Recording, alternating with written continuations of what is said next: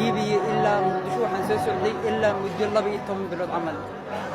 saxaraa waxaan ku noolaa aniga lafaantayda 7 bilood 7 bilood guri hooy maan gali jirin waxa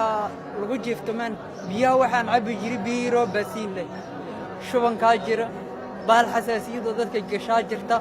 inta wayna haysaa dhar ma haysano saana anaga waxaan qaawanahay waa dhar laan waay wax caawimaad ma haysano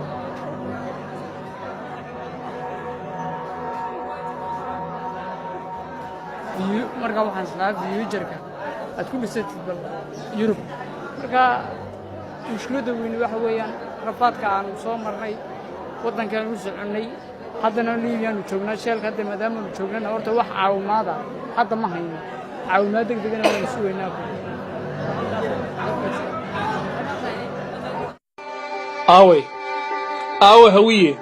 aaway daarood aaway dir isaaq aaway dadka nasabka ku faari jiray aaway jareer aaway raxan weyn dadkii faani jira aaway xagee ka baxdeen waad isyastaan laakiin adduunka dhan adinka ayaa Soomaali ugu yasan caalamka dhan dadka ugu yasan waa Soomaali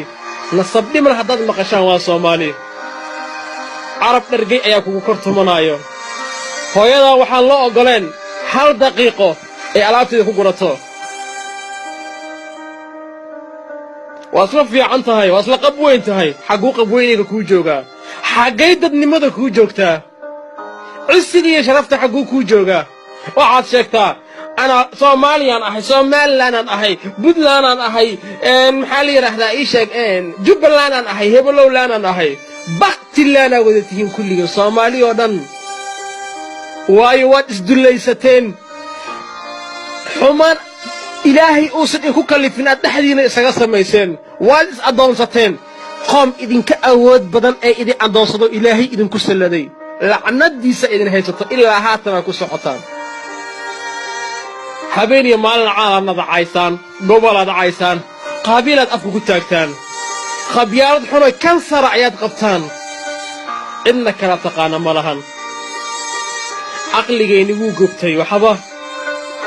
meesha kuma hayno wiilasheena yar yaraayo qurquruxda badnaa 20 jirada ahay 20 jir kale ee dhargay ka tabatin laabsanayo sida doocushina loo soo qabanayo iyagoo xoog waaweyn banaada la soo fariisinaya waad isyasteen laakiin qoomku yasaa lagu geeyay odaga waayirka laga soo bixinayo gurigiisa u fiirso waa nin muslim yaa muslimnimo kugu daynayo afrikaanimo laguguma daayo muslimnimo laguguma daayo wax lagugu daayo malahan caalamkaad ku dhiban tahay waan dareemi laanahay in aan dad noqono oon dalkeena wax u qabsano meel ka soo saarno oon ka baxno rafaadka iyo silaca annaga iyo dal meel walbeeta nagu haysto ilaahay oo xaqana tus ilaahu dadnimadeena na tus iyo cisiga iyo karaamadeenna oo in oonan ku facnahay ma naqaan mar damiirkeena iimaan doono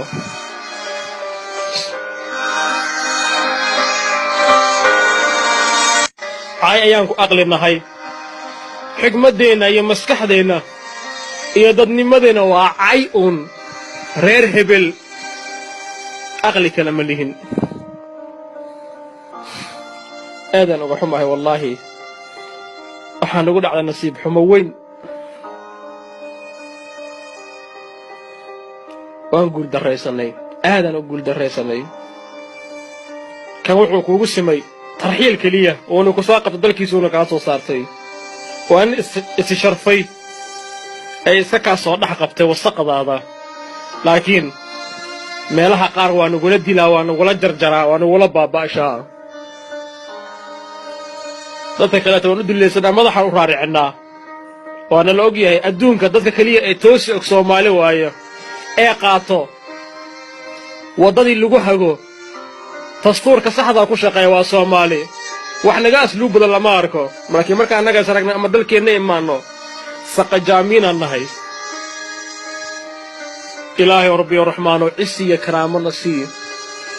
oo qoomkan qalbiyadooda badal